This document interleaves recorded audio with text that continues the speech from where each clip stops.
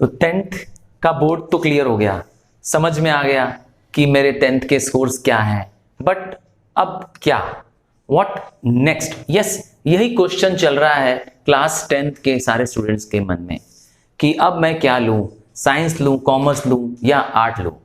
So hello and Jai Hind student, welcome once again to your own channel sir Tarun Rupani. और आज मैं आपके साथ डिस्कस करूंगा what stream should be selected after 10th। तो क्या हमें अपने दोस्तों को फॉलो कर लेना चाहिए, जहां वो जा रहे हैं, जिस स्ट्रीम को वो सेलेक्ट कर रहे हैं, क्या हमें भी सेलेक्ट कर लेना चाहिए? दोस्ती है तो जिंदगी है, क्या ऐसा सोचते हैं आप? या जहां पर आपके मदर फादर आपको प्रेशर दे रहे हैं कि नहीं तू साइंस ले ले या तू कॉमर्स ले ले, क्या वो ले लेना चाहिए? या आपके टीचर्स या आपके स्कूल के मैनेजमेंट आपको फोर्स कर रहे हैं एक किसी पर्टिकुलर सब्जेक्ट को लेने के लिए, क्या आपको वो ले लेना चाहिए? तो यस, वो सब्जेक्ट्स आपको कभी नहीं लेने चाहिए। आइए समझते हैं कि हम कौन से स्ट्रीम को सेलेक्ट करेंगे जब क्लास 10th का रिजल्ट यस आउट है और अब मैं 11th में क्या स्ट्रीम लूंगा। सबसे पहला ध्यान देना चाहिए कि give attention to your aptitude, strength and personality, क्योंकि आपका एप्टीट्यूड, आपकी natural way of doing a thing, yes, आपका करने की जो योग्यता है, किसी काम को पूरा करने के जो तरीका है वो आप जानते हैं, उसको आप समझते हैं। क्या कहा? तुम्हें नहीं मालूम है तुम्हारा एप्टीट्यूड किस में है? तो हाँ, अगर आपको नहीं मालूम है कि आपका एप्टीट्यूड क्या है तो take a aptitude test online. Yes, aptitude test online available है, इसको जरूर लें। अब क्या जानना है? अगर आपका एप्टीट्यूड क्लियर है, आपको पता है कि आप किस काम को करने में नेचुरली अच्छे हैं, तो वो तरह के सब्जेक्ट, वो तरह की स्ट्रीम लेना आपके लिए हमेशा फायदेमंद रहेगा। और क्या करना चाहिए? Know and understand the streams inside out. तो 3 बेसिक स्ट्रीम्स आपको मालूम ही है, साइंस, आर्ट्स जिसको ह्यूमैनिटीज भी कहते हैं, और कॉमर्स। तो आपको हर एक स्ट्रीम में क्या क्या सब्जेक्ट्स ऑफर हो रहे हैं, इसके अंदर आपके क्या क्या कैरियर प्रोस्पेक्ट्स बनने वाले हैं, इनके बारे में बहुत अच्छे से पता होना चाहिए। इनका प्रॉस एंड कॉन्स आपको पता होना चाहिए, तभी आप क्या कर सकते हैं, बेटर जज्ड होकर के बेटर डिसीजन ले सकते हैं। फिर आता है give attention to your passion and area of interest. ये बहुत बार आता है ना, आपने 3 इडियट्स में भी देखा है कि जो चीज आपका एरिया ऑफ इंटरेस्ट है आपको वो करना चाहिए, या जहां पर आपका पैशन है।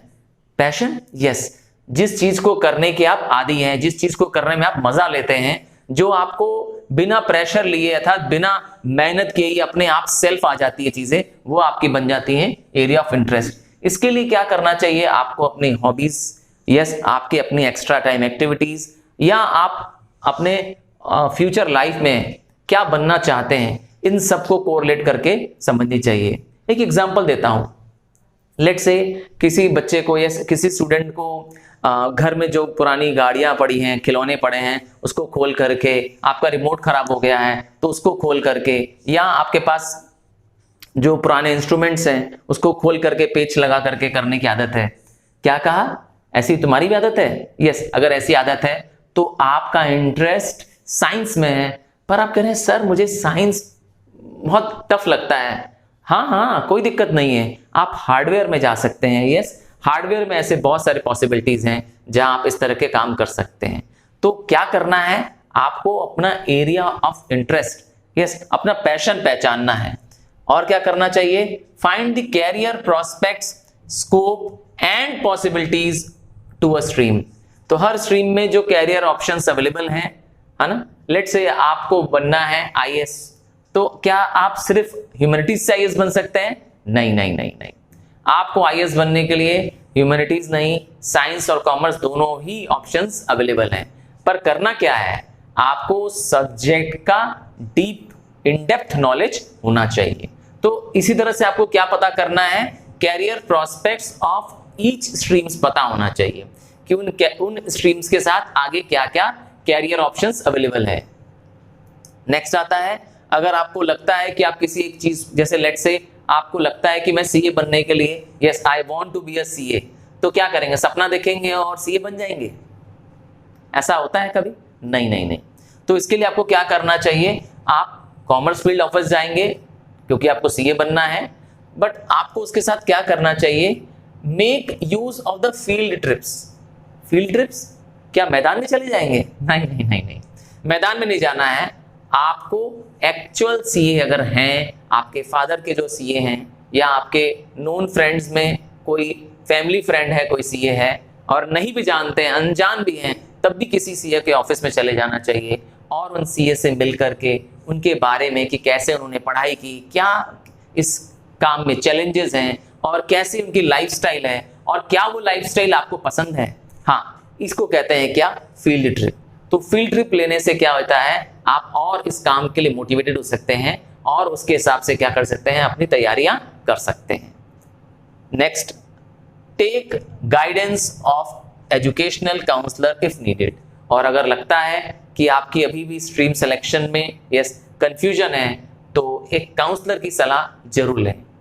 क्या कहा, आपको ये चीजें मालूम है? हाँ, अगर आपको मालूम है तो मैं आपको आज 4 क्वेश्चंस आपके साथ छोड़ जा रहा हूं। इन 4 क्वेश्चंस को अपने आप से पूछिएगा और आपको जवाब मिल जाएगा कि आप कौन सी स्ट्रीम लेंगे। दूं आपको 4 क्वेश्चंस? यस, इन 4 क्वेश्चंस को अपने पास नोट करिए और इनका जवाब अपने लिए लिखिए। तो I am sure you will be able to जज कि कौन सी स्ट्रीम मुझे 10th के बाद लेनी चाहिए। सबसे पहला क्वेश्चन जो मैं आपके लिए बोल रहा हूं कि subjects which I love doing, subjects which for which I do not have to take pressure और पेन्स, अर्थात जो सब्जेक्ट मुझे नेचुरली याद हो जाते हैं, जिनके लिए मुझे बहुत स्ट्रेस या ट्रॉमा नहीं झेलना पड़ता है। यस, उन सब्जेक्ट्स को आप लिखिए। याद रखिएगा, सिर्फ 10th के सब्जेक्ट्स नहीं देखने हैं, मतलब once you are from class 6th and above, तब के सारे सब्जेक्ट्स आपको नोट करने हैं। उन सब्जेक्ट्स को आपको लिखना है। यस, मार्क्स के बेसिस पे मत लिखिएगा, आपके एरिया ऑफ इंटरेस्ट के बेसिस पे लिखिएगा। यस, लिखिए the subjects which I love doing, which I have liking naturally. Second, the type of personality I have. Yes, अब आप बोलेंगे सर मुझे मेरी personality, yes, personality is the natural behaviour of a person over N extended period of time. आप किसी situation में कैसे react करते हैं, आप कैसे बिहेव करते हैं, ये आपकी पर्सनैलिटी पे डिपेंड करता है। क्या आप ओपन नेचर के व्यक्ति हैं, ओपननेस वाले व्यक्ति हैं? क्या आप एग्रीएबल टाइप के नेचर के व्यक्ति हैं? क्या आप न्यूरोटिज्म वाले व्यक्ति हैं? या क्या आप एक्स्ट्रा विजन या एक्सट्रोवर्ट टाइप के व्यक्ति हैं? ये टाइप ऑफ पर्सनैलिटी आपको, यस, अपनी पर्सनैलिटी का नेचर आपको पहचानना है। और अगर आप अपनी पर्सनैलिटी को पहचानते हैं तो आप यस कैरियर सेलेक्ट करने में, स्ट्रीम सेलेक्ट करने में भी जरूर सक्सेसफुल होंगे। नेक्स्ट होना चाहिए आपके लिए question, what type of work, yes, nature of work which I love doing. Yes, घर बैठ करके फ्री टाइम में, हॉबी आवर्स में, लेजर आवर्स में मैं क्या करना पसंद करता हूं। ठीक है, आपके पसंद के हिसाब से क्या करेंगे, आप नेचुरली उन टास्क को लिखिए और वो फिर टास्क आपके, जैसे एग्जांपल देता हूं, यू लव वॉचिंग टीवी। अरे ये तो सर सबको पसंद है, बट आप टीवी में क्या देखना पसंद करते हैं? डिबेट देखना पसंद करते हैं। यस, जो चैनल्स में एडिटर्स के बीच में और सीनियर यस लॉयर्स या सिटीजन्स के बीच में जो डिबेट्स चल रही होती है आपको पसंद है, तो आप समझ जाइए कि you have a personality for a yes humanities field, और आप यस लॉयर की फील्ड को भी तलाश सकते हैं। तो आपको क्या करना है, यस आपको पता करना है nature of work you like to do. अगर आपको कुकिंग पसंद है, यस, देन होटल मैनेजमेंट और a chef is a better career for you.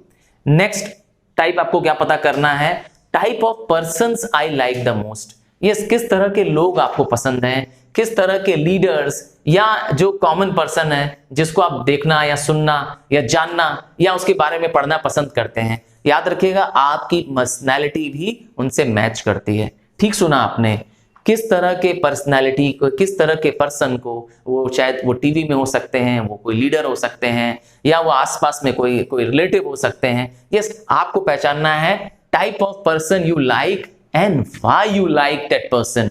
इससे क्या होगा, यस, ये सब आपको नोट डाउन करना है, याद रखिएगा। इसी के बाद आप पता कर पाएंगे कि आपकी पर्सनैलिटी भी कैसे है और आप किस तरह के स्ट्रीम में जाना आप पसंद करेंगे। Last but not the least, your own nature, your own passion, your own area of interest.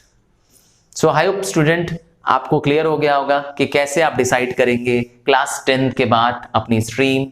And yes, do let me know if you have any doubt. I am there to help you out every time and all the time. Thank you for loving me. Thank you for watching me. See you. Bye.